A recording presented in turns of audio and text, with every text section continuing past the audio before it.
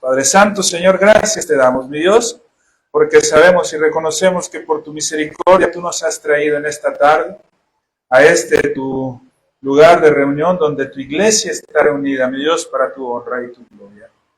Juntos, mi Dios, en armonía, en hermandad y en la verdad, como discípulos, siervos tuyos, mi Dios, te suplicamos que tú perdones nuestras fallas y que al mismo tiempo también permitas que seamos alimentados con verdades espirituales que conforten nuestra alma. Dios, te agradecemos por ello, sabiendo y reconociendo que tú eres quien nos guía en todo momento. Te pedimos de la misma manera que tú seas quien abra entendimiento en cada uno de nosotros para poder ser fieles a la exposición de tu palabra y a la vida práctica de ella en cada uno de nosotros. Gracias, Padre, te damos por todo esto. Lo ponemos en tus benditas manos, en Cristo Jesús. Amén. Bien, hermanos, pueden tomar asiento, hermanos. Mis hermanos, el día de hoy vamos a pasar al capítulo número 31. Hermanos, para nosotros pasar al capítulo número 31, me gustaría que recordáramos algo, hermanos, que vimos en un principio. Cuando iniciamos la exposición, hermanos, de la confesión, esta exposición que hemos estado haciendo, hermanos,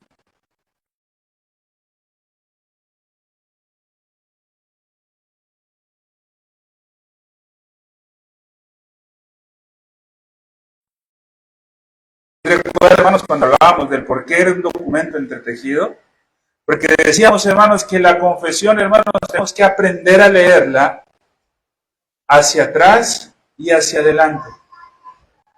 De la misma manera, hermanos, en que nosotros leemos las Escrituras hacia atrás y hacia adelante, de esa misma manera también nosotros tenemos que aprender a estudiar nuestra confesión de fe.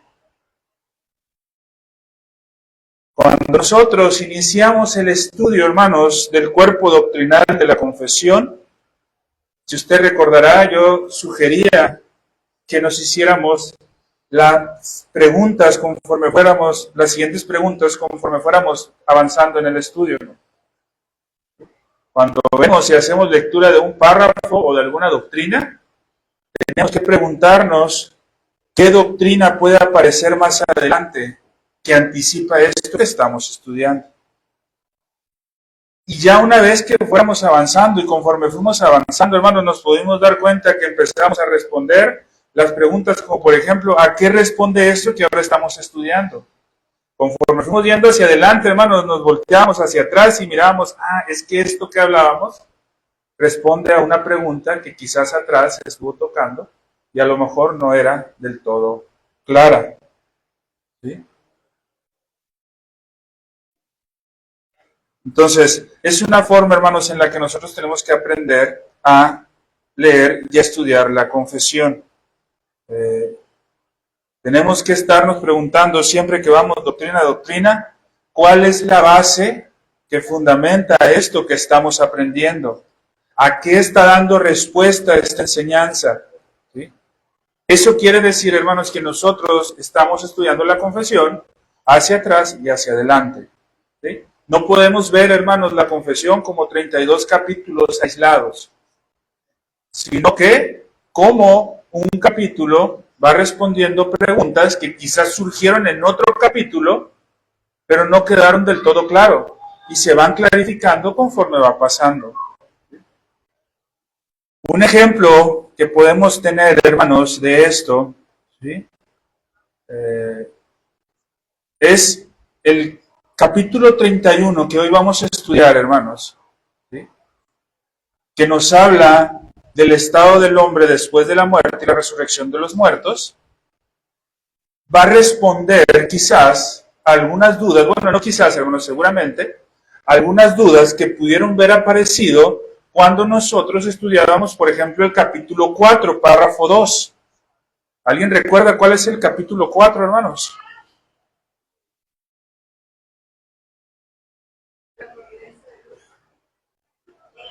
De la creación.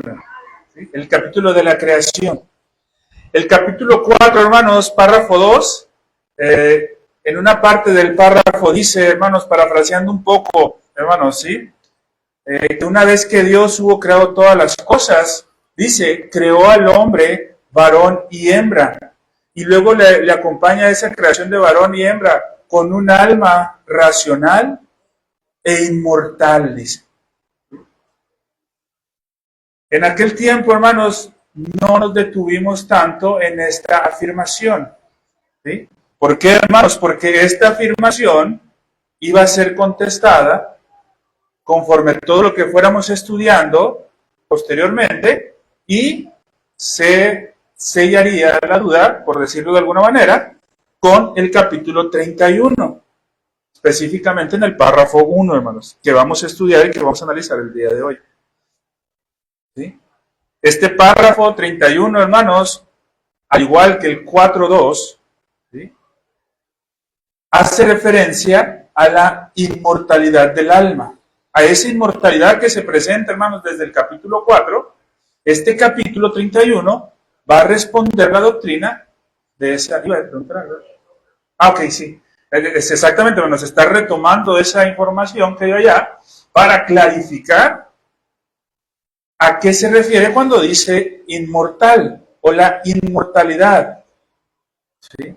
¿Por qué, hermanos? Porque la inmortalidad para muchos puede significar muchísimas cosas y ahorita vamos a ver eso, hermanos. ¿Sí? Entonces es importante que lo entendamos de esa manera. ¿Sí? Antes, hermanos, de que pase al estudio, me gustaría recordar algo importante, hermanos, ¿sí?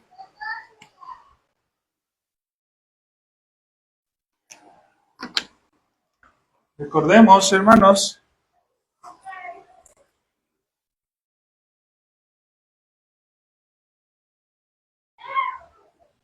cuatro secciones, hermanos, en las que dijimos que la confesión se tenía que dividir para poderla estudiar y verla de una forma mejor estructurada, ¿sí? Y estas cuatro secciones, hermanos, empezaba con la primera, que son los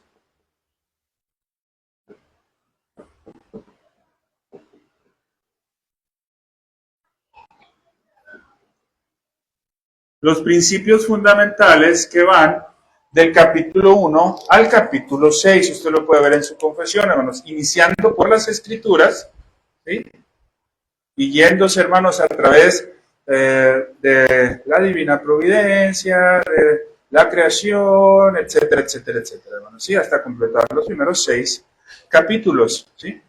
Después vimos una sección 2 en donde hablamos acerca del pacto, ¿sí? Que esta sección, hermanos, del pacto es una de las más amplias, que abarca desde el 7 hasta el 20.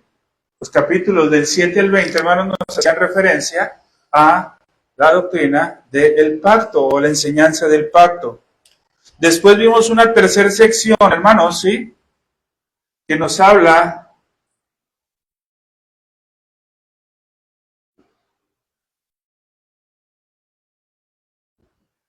de la vida centrada en Dios, hermanos, y esta es la que acabamos de finalizar. Esta, hermanos, abarca del capítulo 21 hasta el 30, hermanos, ¿sí? Si ustedes recuerdan, hermanos, aquí tocamos muchos capítulos muy prácticos, hermanos, ¿sí? Y esta la finalizamos con la Santa Cena, la semana anterior, hermano. Aquí nos describe la confesión, hermanos, las responsabilidades que nosotros tenemos y los límites bajo los que ejercemos esa vida, hermanos, y esa libertad que nosotros tenemos en Dios. Y la sección número 4, hermanos, nos habla del siglo venidero.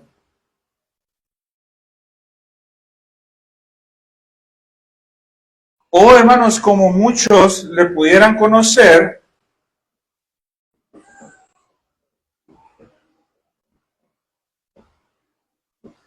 escatología. La escatología, hermanos, ¿sí? Que hermanos, agarra los versículos, párrafos 31 y 32. Hermanos, el día de hoy damos inicio con lo que se refiere al tema de la escatología, o del siglo venidero, o de los últimos tiempos, hermanos, ¿sí?, como muchos lo conocen. Aunque muchos pudieran pensar, hermanos, y esta parte, hermanos, quiero ser muy claro, muchos hoy argumentan o piensan de una forma muy errada que los teólogos de la época de la Reforma, si bien es cierto, hermanos, hoy en la actualidad el desarrollo doctrinal de la escatología ha avanzado muchísimo. Muchos cometen el error de pensar que los teólogos en la época de la Reforma no profundizaron en cuestiones de escatología. Eso es totalmente falso, hermanos. ¿Sí? La iglesia, hermanos, desde tiempos antiguos, ¿sí?, los siervos fieles de Dios han tenido acuerdos sobre las posiciones escatológicas o la enseñanza de los últimos días muy firmes, hermano, y muy, ¿cómo se puede decir?, concordantes entre ellos a través de la historia, hermanos. ¿Sí? Es verdad, hermanos, que el día de hoy ha habido más desarrollo, ¿sí?, y más, por decirlo de alguna manera, hermanos, tecnicismos en cuanto a palabras y fundamentos, pero eso no quiere decir, hermanos, que los redactores de la confesión o que la confesión no enseñe cuestiones doctrinales fuertes sobre la escatología. Y la confesión, hermanos, dedica 2 párrafos, 2 capítulos completos para hablar sobre escatología, ¿sí?, que es, hermanos, el estado del hombre después de la muerte, o como bien comentaba mi hermana Saray ahorita, hermanos, el estado intermedio, que para muchos, hermanos, este concepto o esta enseñanza del estado intermedio, mi hermana Saray ya mire que sí hizo tarea, para muchos, hermanos, este concepto de estado intermedio, inclusive, hermanos, si no sabes a qué se refiere, le podría sonar como una herejía. ¿Por qué? Porque a lo mejor para muchos estado intermedio será el purgatorio. No es el purgatorio, hermanos. Ahorita vamos a ver qué es, hermanos, y cómo se argumenta la doctrina del estado intermedio. Entonces, la confesión en el capítulo 31, en cuestión de escatología, habla sobre el estado del hombre después de la muerte, o el estado intermedio, intermedio, ahorita les vamos a explicar a qué nos referimos con eso, y la resurrección de los muertos, y el capítulo 31 acerca del juicio final. Cuando la gente, hermanos, en la actualidad aborda el tema de escatología, hermanos, cuando la gente en la actualidad aborda el tema de la escatología y la enseñanza, hermanos, se van rápido o de primera instancia al Apocalipsis. Y piensan que todo el Apocalipsis es lo que nos puede enseñar sobre este tema, hermanos. Pero eso no es así, hermanos. ¿Sí? La Escritura, hermanos, desde Génesis hasta el Apocalipsis, nos trae mucha enseñanza muy importante para entender y comprender las cuestiones de la escatología. Para muchos, hermanos, cuando hablan de escatología, voy a borrar aquí, hermanos, ¿sí? Cuando muchos hablan, hermanos, sobre escatología, ojo, hermanos, no digo que esté mal, pero muchos en la actualidad, sobre todo, hermanos, con tanto teólogo de Facebook, como dicen, se cometen errores muy graves, hermanos. Hay muchos que lamentablemente, hermanos, quieren aprender a correr sin saber caminar. Y es necesario, hermanos, primero aprender a caminar para después ponerte a correr. Y hoy, hermanos, cuando quieren muchos hablar o entender sobre cuestiones de escatología, para muchos, hermanos, lo primero que se viene a la mente son las perspectivas sobre el milenio. A lo mejor, hermanos, más de uno de ustedes ha escuchado hablar y decir, es que nosotros somos amilenialistas, es que nosotros somos postmilenialistas, es que nosotros somos premilenialistas. Y uno dice, ay, espérate, ¿y yo qué soy? Amilenialista, y se empiezan a meter, hermanos, en cuestiones que, ojo, no estoy diciendo que no sean importantes, son importantes, hermanos. ¿Sí? Pero no es la base, ¿cierto?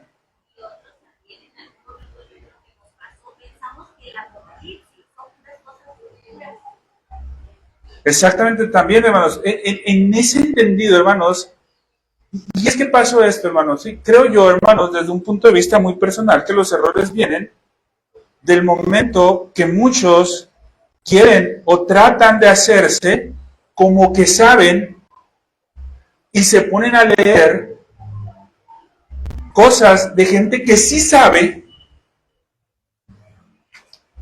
pero como saben mucho, utilizan términos que cuando el que no sabe los lee, los entiende no a la forma en que el autor lo escribió, sino al pensamiento de uno, hermanos. ¿Sí? Y esta parte, hermanos, es bien delicada, hermanos. ¿Sí? Eso es importante. ¿Sí? Hay muchos hermanos, y esto, hermanos, es por experiencia propia, de gente que conozco, hermanos, que se pudieran reconocer quizás como muy diestros en cuestiones de las perspectivas escatológicas o las escuelas de interpretación del Apocalipsis. Pero alguna vez alguien me preguntó, hermano, ¿y los cristianos iremos al juicio final?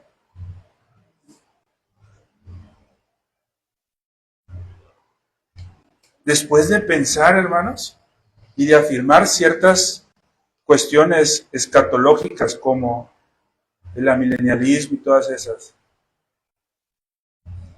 y que tengas dudas de esto, lo que se evidencia, hermanos, es que cuánto nos falta estudiar los fundamentos antes de irnos a otras cuestiones. A eso es a lo que me refiero, hermanos, con aprender a caminar antes de correr. ¿Sí? Uno cuando estudia la Escritura, hermanos, tiene que tener bien en claro eso, hermanos. ¿Sí? Hoy, hermanos, ¿sí? En este tema, no estoy diciendo, hermanos, que no sea correcto estudiar las posiciones, hermanos, en cuanto al milenio. Creo yo, hermanos, que se pueden sacar muy buenas enseñanzas y puede ser de mucha edificación estudiar las posiciones en cuanto al milenio.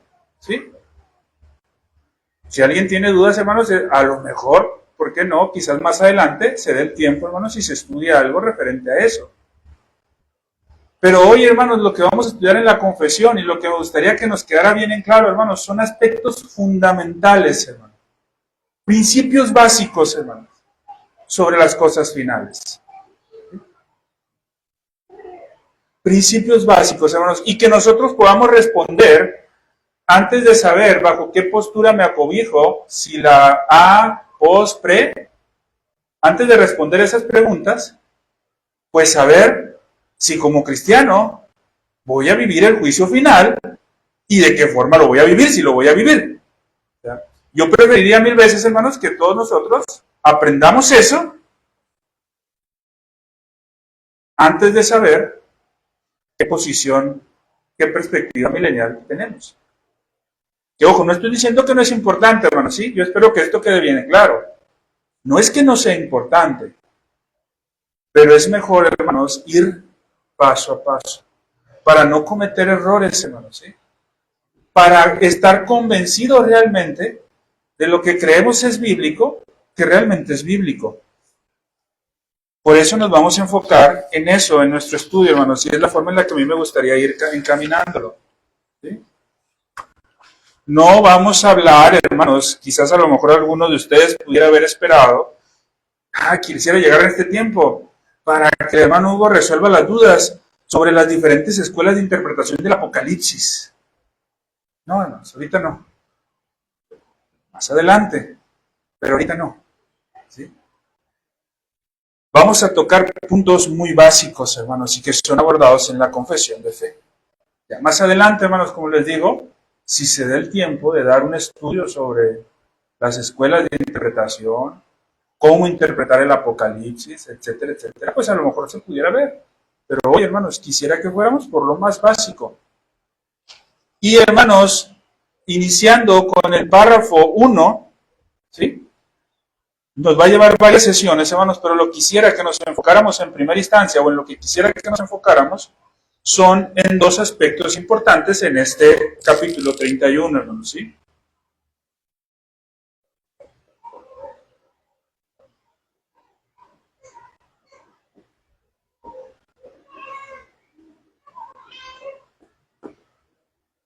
el estado intermedio. Pregunto, hermanos, ¿cuántos de ustedes han escuchado la palabra amilenialista? Amilenialista, hermanos. ¿Quién ha escuchado esa palabra? ¿Sí? ¿Sí, no? La mayoría, hermanos, yo creo, ¿no? Pregunto, ¿cuántos de ustedes han escuchado la palabra estado intermedio? Ya más poquitos.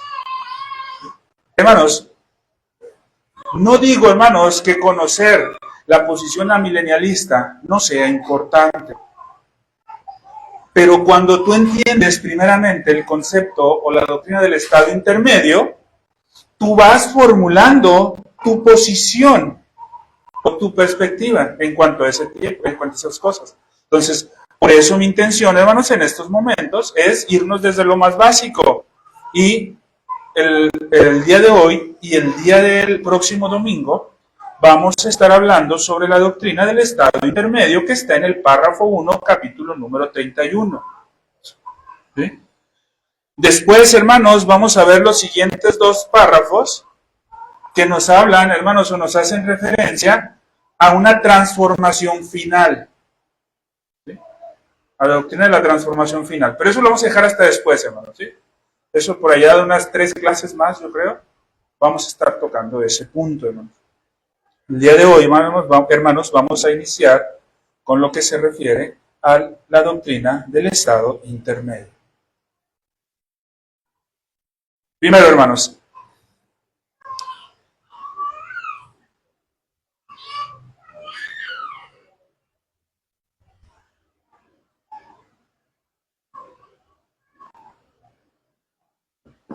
tenemos, hermanos, la muerte y la resurrección. ¿Sí? La muerte y la resurrección. ¿Por qué, hermanos, en algún sentido se llama estado intermedio? Porque nosotros vamos a estudiar lo que pasa aquí. Entre la muerte y la resurrección. Todos los que estamos aquí, hermanos, estamos seguros que vamos a morir, ¿verdad? Si no viene el Señor antes, vamos a morir. Todos los que estamos aquí están seguros que van a resucitar. Todos tienen que decir que sí, hermanos, ¿sí? Hay dos seguridades, hermanos. Uno, que vamos a morir si no viene el Señor antes. Y otro, hermanos, que vamos a resucitar. ¿Sí? ¿Qué pasa en este medio? ¿Qué pasa aquí? ¿Qué va a pasar con nosotros, hermanos, después de que moramos? Y antes que resucitemos. ¿Sí? A eso se le conoce, hermanos, como el estado intermedio. Ese es lo que vamos a analizar el día de hoy, hermanos, ¿sí? Cuando una persona muere, podemos decir, hermanos, que pasa a un estado intermedio, a ese periodo, hermanos, de tiempo entre la muerte y la resurrección. Primero, hermanos, ¿qué no es el estado intermedio? El purgatorio. Eso no es el estado intermedio. Todos, hermanos, que venimos a lo mejor de un trasfondo católico romano, ¿no? Conocemos un poco a qué se refiere la doctrina esta del estado intermedio. Del purgatorio. No es el purgatorio, hermanos. ¿Sí? Es decir, hermanos, no es un lugar donde hay la posibilidad de que si alguien, un ser querido, muere y hacemos ciertas obras o ciertas cosas, nos van a dar un tiempo todavía que después de la muerte los podamos sacar de ese lugar y mandarlos. Eso no es, ¿sí? Los reformadores, hermanos, fue una de las principales doctrinas o enseñanzas o herejías más bien contra las que protestaron, el purgatorio. Entonces el estado intermedio no es eso. Pero también, hermanos, lo que quisiera que nos quedara claro es que cuando una persona muere, ¿sí?, la condición de la persona después de que muere no es necesariamente el destino final o que ahí se acaba todo. No, hermanos, ¿sí? Pasa algo después, tanto con los justos como con los injustos, hermanos. Tanto como los salvos como con los no salvos. Pasa algo, hermanos, después de la muerte. A eso se le llama el estado intermedio. Y la confesión, hermanos, nos enseña esto en el párrafo 1. Haré lectura de este párrafo, hermanos, ¿sí? Dice, hermanos, los cuerpos de los hombres vuelven al polvo después de la muerte y ven corrupción. Pero sus almas, que no mueren ni duermen, habiendo tenido una subsistencia inmortal, vuelven inmediatamente a Dios que las dio. Entonces las almas de los justos son hechas perfectas en santidad, son recibidas en el paraíso, donde están con Cristo y contemplan el rostro de Dios en luz y gloria, aguardando, ¿qué dice? La plena redención de sus cuerpos. Y las almas de los malvados son arrojadas al infierno, donde permanecen en tormenta y total oscuridad, ojo, reservados para el juicio del gran día. Aparte de estos dos lugares, para las almas, ojo, aparte de estos dos lugares, para las almas separadas de su cuerpo, la Escritura no reconoce ningún otro. Con esto que dice al final, hermanos, aparte de estos lugares donde las almas se han separado de sus cuerpos y están, en esta parte final, hermanos, hago aclaración nada más, allí estaban protestando contra la herejía del purgatorio. Por esa razón lo estaban diciendo. Hagan de cuenta, hermanos, que estaban diciendo, no reconocemos el purgatorio. Es únicamente esos dos lugares, ¿sí? Ya sea el paraíso o el infierno. No reconocemos tal idea como el purgatorio. Ahora, hermanos, para que nosotros podamos entender de mejor manera esta doctrina del estadio intermedio, me gustaría, hermanos, que la analicemos desde dos distinciones muy importantes, ¿sí? Primero, hermanos, que es el día de hoy, estos primeros días que vamos a estar estudiando, una distinción, hermanos, que tenemos que hacer entre el cuerpo y el alma. Vamos a trabajar primero, hermanos, con esta distinción entre cuerpo y alma, ¿sí? En el estado intermedio, hermanos, ¿sí? ¿Qué pasa con el cuerpo y qué pasa con el alma en ese estadio intermedio que acabamos de decir ahorita que era? Y también, hermanos, vamos a ver posteriormente la distinción que se hace entre los justos o los salvos y los no salvos en el estado intermedio. Entonces, primero, hermanos, distinción entre cuerpo y alma en el estado intermedio. Después, hermanos, distinción entre justos y malvados en el estado intermedio. ¿Sí? Estamos hablando primeramente, hermanos, del estado intermedio. Esto es importante que nos quede claro. Primero, hermanos, tenemos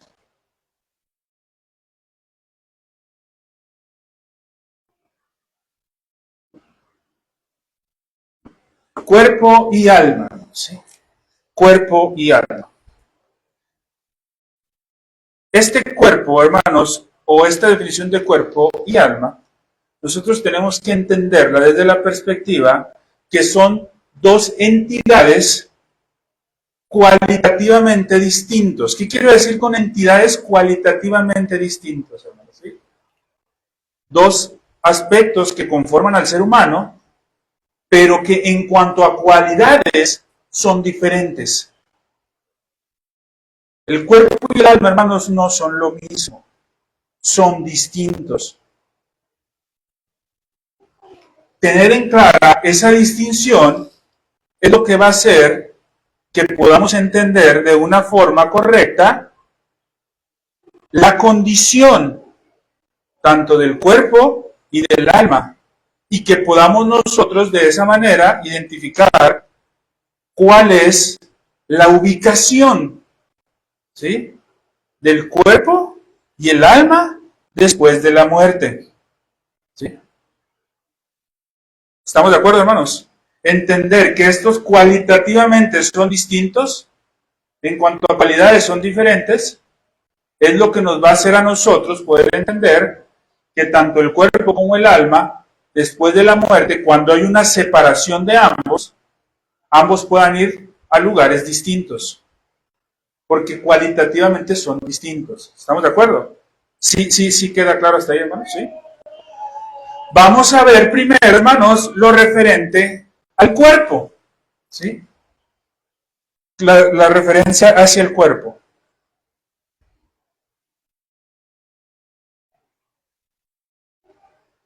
Primero, hermanos, algo que tanto la confesión como la escritura y que cada uno de nosotros, hermanos, tenemos bien en claro, ¿sí?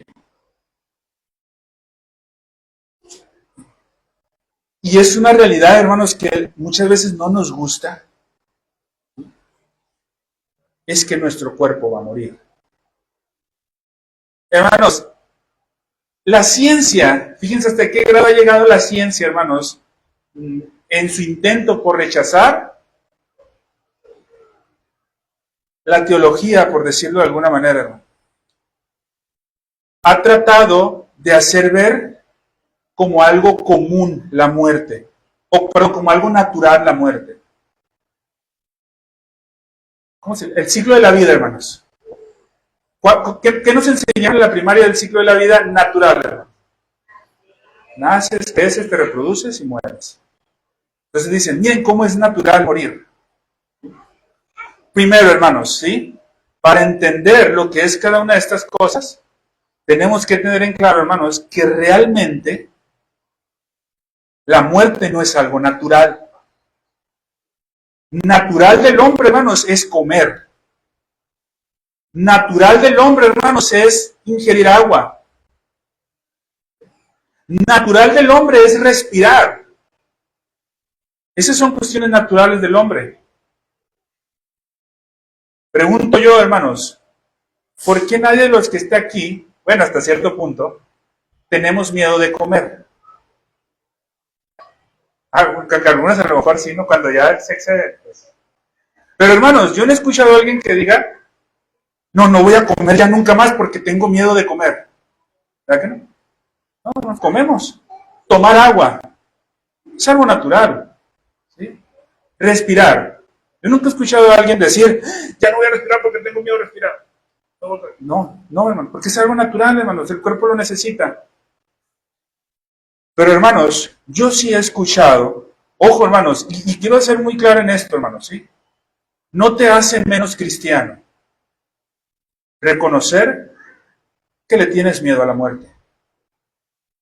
Yo he escuchado cristianos, hermanos, decir que tienen miedo a la muerte. Ojo, hermanos, no te hace menos cristiano.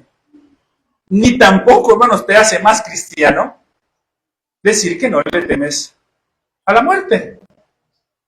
¿Por qué, hermanos? Porque muchas veces se puede atacar a mucha gente de forma muy equivocada. Pero ¿cómo le tienes miedo a la muerte? ¿Que no confías en Dios? Espérate tantito. Que yo le tenga miedo a la muerte ¿quiere decir que yo no confío en Cristo? Ojo, hermano, hay que tener cuidado con eso. Por esa idea, hermanos, muchos han pensado, hermanos, que el cristiano no puede tener, por ejemplo, problemas de ansiedad, depresión. Erradamente, hermanos, muchos han pensado que el cristiano no puede verse afectado por esa situación. Y rápido se dice, es que es falta de fe. No, hermanos, no es falta de fe. Son miedos, hermanos, sí. Y ojo, hermanos, tenemos que, hermanos, ejercitarnos en los medios de gracia que Dios nos ha dado, sí. Pero, hermanos, déjame decirte, hermanos, que no porque seas cristiano, ya tu temor a la muerte va a desaparecer. No, hermano. Todos le tememos a la muerte, hermanos, porque no es algo natural. Hermanos, la causa por la que el hombre muere es porque Adán pecó. Si lo viéramos en ese sentido, hermanos, es contrario a nuestra naturaleza. Hermanos, nosotros no fuimos creados para morir. Morimos como consecuencia de la desobediencia de nosotros, representados en Adán, a Dios. ¿Sí? Entonces, primero, hermanos, tenemos que tener bien en claro eso, hermanos, ¿sí? Vamos a morir. ¿Sí? Vamos a morir. Es, hermanos, 100% seguro para los que vivan antes de que Cristo venga por segunda ocasión, que nuestros cuerpos, hermanos, al momento de morir, pasarán un proceso de putrefacción. ¿Sí? Nuestros cuerpos van a pasar por un proceso de putrefacción, hermanos. Tu cuerpo y el mío, hermanos, cuando lleguemos a ese punto, no van a ser otra cosa después de un tiempo que polvo dentro de un ataúd. Eso es lo que va a finalizar después de la muerte de tu cuerpo y el mío. ¿Sí? Eso es una realidad. La Escritura nos enseña, hermanos, que esto es algo por lo que van a pasar todos los hombres. Las únicas excepciones que la Escritura nos muestra acerca de esto, ¿sí? ¿Quiénes son?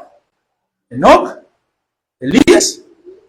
Y nos dice la Escritura que los que serán cristianos, que los que son cristianos y que estén vivos en el tiempo que Jesucristo son los únicos que no van a vivir muerte. ¿Cristo murió? Sí, hermano. Hasta Cristo murió.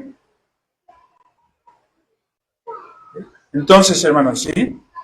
Es algo, hermanos, que lo vamos a vivir. Ojo, entendido, hermanos, ¿sí? Lo vamos a vivir. Contrario a nuestra naturaleza, sí. Como consecuencia del pecado de Adán, todos vamos a morir. ¿Sí? Y vamos a pasar eso, hermanos, ¿sí? Génesis 2:17 dice, mas del árbol de la ciencia del bien y del mal no comerás, porque el día que de él comieres, ciertamente morirás. Si comes de ese árbol, dijo Adán, vas a morir. 3:19 de Génesis dice, con el sudor de tu rostro comerás pan hasta que dice que te vuelvas a la tierra, porque de ella fuiste tomado, pues polvo eres y polvo volverás. Te está diciendo que eso viviría Adán. Primera de Corintios, capítulo 15, versículo 22 dice, porque así como en Adán todos mueren. Todos mueren. Completando, hermanos, el texto dice, también en Cristo todos serán vivificados, pero el punto que estamos analizando ahorita es la muerte, hermanos. Todos vamos a pasar por eso. Entonces, hermanos, ¿qué tenemos de seguridad, hermanos? ¿Sí? En la muerte, ¿qué va a pasar con nuestro cuerpo? ¿Va a quedarse así como está ahorita? Guapo, apuesto. No. Se va a deshacer, hermanos. Va a volverse polvo. ¿Sí? Todo, hermanos, lo que tenemos va a ir, hermanos, con el tiempo haciéndose nada. Eso va a pasar con nuestro cuerpo. Hasta aquí, hermanos. ¿Estamos de acuerdo? ¿Sí? ¿Qué va a pasar con tu cuerpo después de muerte? Va a entrar en un estado de putrefacción, hermanos. Eso es, así va a ser. Pero ahora, si ya sabemos qué va a pasar con nuestro cuerpo, ¿qué va a pasar con nuestra alma? ¿Sí? Cuerpo y alma, recordemos. En lo que se refiere, hermanos, a el alma, la confesión hace dos afirmaciones. Resumiendo, hermanos, no mueren. Dice que el alma no muere, ¿sí? Y tiene una...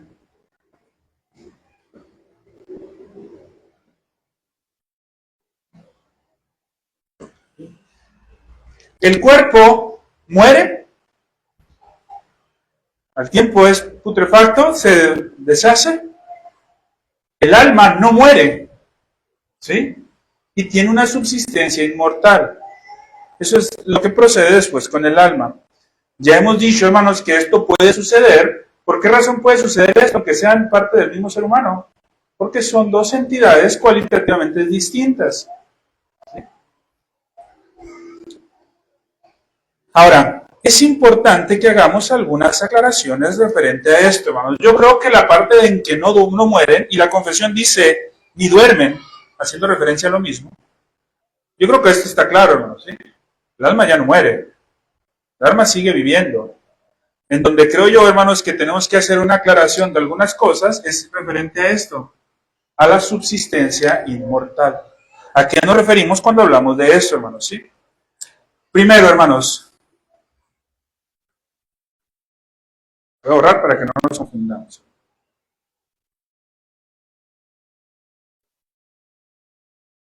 Vamos primero, hermanos, con la palabra subsistencia.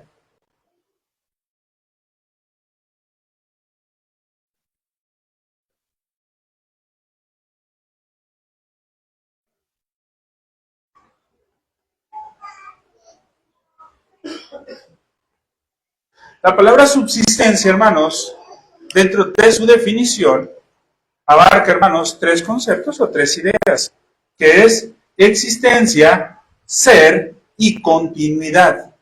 A eso hace referencia, hermanos, la palabra subsistencia. ¿Sí? Recordemos, hermanos, como el cuerpo se descompone, es decir, deja de ser, el alma, por el contrario, continúa existiendo después de la muerte. ¿Sí?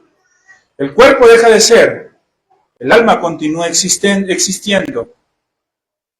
Eso hace referencia a su subsistencia. ¿Sí? Entonces, creo yo que ahí queda algo claro, hermanos. ¿Sí? El problema entra, hermanos, cuando hablamos del término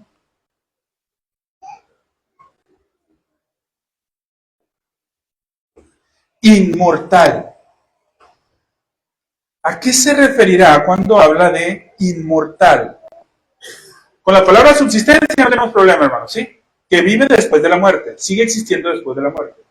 Pero cuando dice inmortal, aquí ya empieza a complicarse quizás un poco, hermano. ¿Sí? ¿Por qué, hermanos? Porque en un sentido, nuestra alma no es inmortal. ¿Qué personajes se vienen a la mente, hermanos, cuando hablamos de inmortalidad?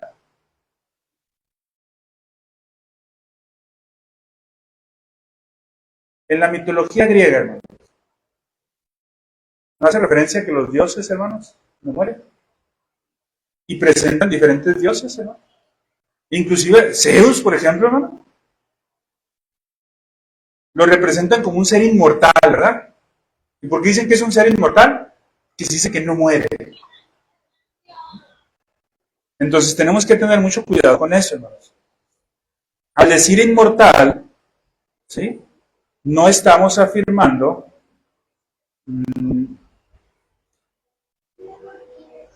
que hay un aspecto, en algún sentido, hermanos, que continúa siendo un ser como tal. ¿Sí?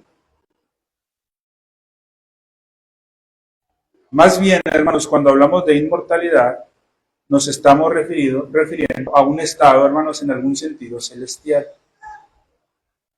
La filosofía griega, hermanos, consideraba el alma como inmortal en el sentido, hermanos, que decían que el alma era como una chispa de fuego divino. Que el alma, hermanos, era una sola con Dios, totalmente eterna. Y ojo, hermanos, aquí está la diferencia. Y decían que el alma no puede ser creada. ¿Quién es el único ser que no es creado, hermanos? Dios. La divinidad de los hermanos no permite afirmar que nosotros creamos que Él es un ser creado. Dentro de la filosofía griega, hermanos, decían que el alma es inmortal. ¿Por qué? Porque tiene una relación íntima con Dios, que es eterna y que no es creada. Entonces, cuando nosotros estamos hablando del alma en su subsistencia inmortal, no estamos haciendo referencia, hermanos, a una unión eterna con Dios que no es creada. Hermanos, el alma también fue creada. Es parte de la creación de Dios. Entonces, hermanos, primero, cuando hablamos inmortal o la inmortalidad, no estamos haciendo referencia a que nuestra alma no ha sido creada y que ha existido desde siempre. No. ¿Sí? Aunque afirmamos que es inmortal en el sentido de que vivirá después de la muerte. Si alcanzamos a mencionar la diferencia, hermanos. ¿Sí? Tanto el alma, hermanos, de nosotros como todo ha sido creado por Dios. Y de esa manera, hermanos, depende cada momento de Dios el que continúe existiendo. ¿Sí? Entonces, hermanos, quiere decir, hermanos, que nuestra alma inmortal es inmortal, pero depende de Dios para que continúe existiendo. Todo aquello, hermanos, que no ha sido creado de Dios, no depende de Dios para que continúe existiendo. Pero el único que no ha sido creado es Dios mismo. ¿Sí? Entonces, de ahí en fuera, todo depende de Dios, hermano. Podríamos decir, hermanos, que la palabra existencia es lo que más se aproxima a lo que nosotros pudiéramos afirmar.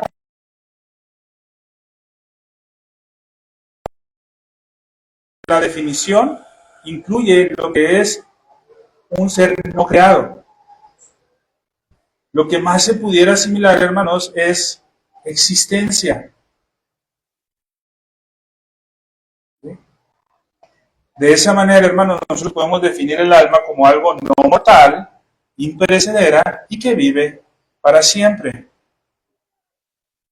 Es posible, hermanos, que esto sea muy complicado para nosotros, porque en el español que nosotros tenemos, hermanos, no existe una palabra que pueda expresar esto de forma correcta. No la hay, hermanos. La palabra que más se pudiera acercar a lo que queremos dar a entender sería inmortal. Pero ojo, hermanos, cuando hablemos del alma inmortal, esto quisiera que no se olvidara nunca, hermanos. Rechacemos la parte que habla de que el ser inmortal es un ser no creado. ¿Sí? Rechacemos esa parte, que esa parte se salga de nuestra mente. El alma inmortal no hace referencia a que el alma no fue creada por Dios. Pero es la palabra, hermanos, que más pudiéramos acercarnos, hermanos, a esta definición. Entonces, con ese cuidado debemos entender esto. Entonces, lo que estamos afirmando es que la muerte física, hermanos, ¿sí? Ojo, la muerte física no produce el cese del alma. ¿Sí? Es decir, hermanos, las almas no mueren junto con los cuerpos. ¿Qué pasa en la muerte, hermanos? ¿Sí? Porque, ojo, hermanos, a veces decimos, sí, es que la muerte es una separación entre el cuerpo y el alma. Pero, ojo, hay más. El cuerpo regresa al polvo. Y el alma no deja de ser. Continúa existiendo. ¿Sí? Entonces, lo que muere realmente, ¿qué es? El cuerpo. El alma no. ¿Sí? Como parte, hermanos, del cuerpo, podríamos decir, o como parte del ser humano, perdón, el alma experimenta lo que es la muerte. Sin embargo, hermanos, cuando experimenta lo que es la muerte, no queda inactivo nada del alma, o no se descompone como lo hace el cuerpo. ¿Sí? Entonces, el alma sí experimenta lo que es la muerte como parte del ser humano, pero no le pasa lo mismo que al cuerpo. ¿Sí? Esto es importante que lo entendamos, hermanos. Por esa razón, hermanos, la confesión dice que el alma ni muere, ni duerme. ¿Sí? La esencia del alma, hermanos, ¿sí?, es conocer algo de forma consciente. Ahí está la esencia del alma. Cuando nosotros conocemos a Cristo, realmente, en esencia, nuestra alma es la que lo está conociendo. No basta, hermanos, con que mi mente, mi cerebro, ¿sí?, lo razone y lo piense, hermanos. ¿Cuánta gente, hermanos, tú no le preguntas sobre doctrina y te puede hablar, hermanos, en su mente un razonamiento en algún sentido acercado a lo que es Cristo? Pero si en su alma no está ese conocimiento, hermano, ¿qué va a pasar cuando muera? Va a desvanecer junto con su cuerpo. Pero si el conocimiento de Cristo está en su alma, ¿qué va a pasar cuando muera? Va a seguir existiendo, hermanos, ¿sí? Va a seguir existiendo. En esencia, hermanos, nuestra alma continúa presente después de morir, porque es inmortal en ese sentido. Entonces, hermanos, ¿por qué alguien cuando muere es salvo? Porque el conocimiento de Cristo lo tiene en su alma. Y ese no desaparece. Ahora, otra cosa muy importante es que el alma, en lugar de volver al polvo, como lo hace el cuerpo, ¿qué pasa con él? Con el alma, vuelve a Dios. El cuerpo, hermanos, vuelve al polvo. El alma vuelve a Dios.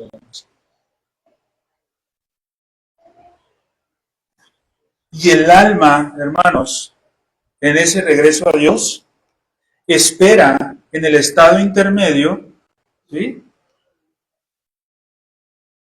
Regresa, hermanos, con Dios con el propósito de que se le asigne ya sea su recompensa o su castigo de una forma preliminar en espera al juicio divino. Ya vamos terminando, hermanos, con esto. Génesis 2:7 dice: entonces Jehová Dios formó al hombre del polvo de la tierra y sopló en su nariz aliento de vida, y fue el hombre un ser viviente. Eclesiastés 12:7 dice: y el polvo vuelve a la tierra como era, y el espíritu, ¿qué dice? Vuelve a Dios que lo da. El polvo vuelve a la tierra, el espíritu vuelve a Dios.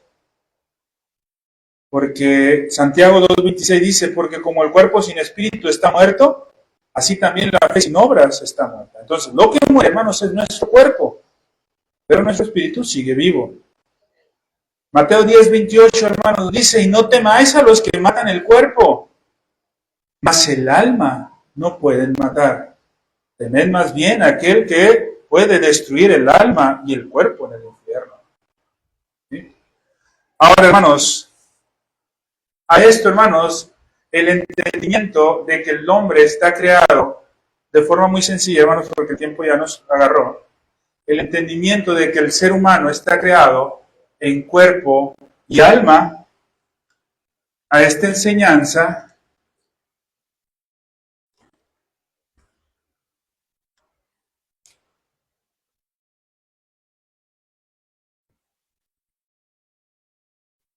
se le conoce como dicotomía.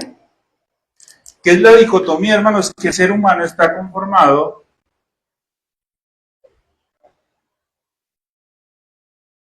por cuerpo y alma. Hay otra enseñanza, hermanos, que se le conoce como tricotomía. Ojo, hermanos, no estamos diciendo que la tricotomía sea una herejía. No. Pero sí es un error doctrinal. La tricotomía que enseña que que el ser humano está compuesto por cuerpo, alma y espíritu. Eso no es correcto, hermano. Simple y sencillamente, hermanos, ¿por qué? Porque la doctrina bíblica, hermanos, en lo que pasa con el hombre después de la muerte, nos dice que el cuerpo va a un lugar, el alma va a otro lugar. Tendríamos un problema si fueran tres partes. ¿A dónde va el otro? ¿Sí, no?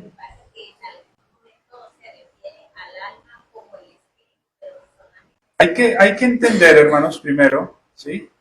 Ojo, hermanos, y algo, hermanos, que sí quiero aclarar, hermanos, ¿sí? No siempre se refieren a lo mismo. ¿Sí? No siempre, hermanos, ¿sí? Hay que entender el contexto a qué se está refiriendo cuando dice espíritu. ¿Sí? Hay que entender el concepto a qué se refiere cuando dice alma.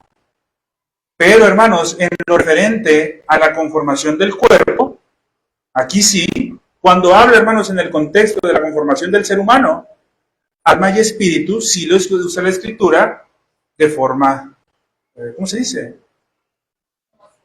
Como si fueran sinónimos. Y ambos, hermanos, desde el hebreo, la palabra raúj, o del griego neuma, ¿sí? Hacen referencia a aliento, que es lo mismo, hermanos, que espíritu. y ese espíritu hace referencia a alma. Pero hay que entenderlo, hermanos, en las Escrituras conforme a lo que el contexto está dando a entender de eso, hermanos, ¿sí? Terminando aquí, hermanos, hago un anuncio.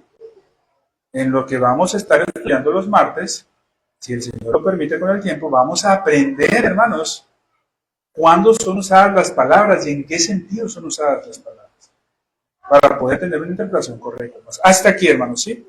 Vamos a dejar la clase hasta aquí. Vamos a finalizar la clase, hermanos, del día de hoy.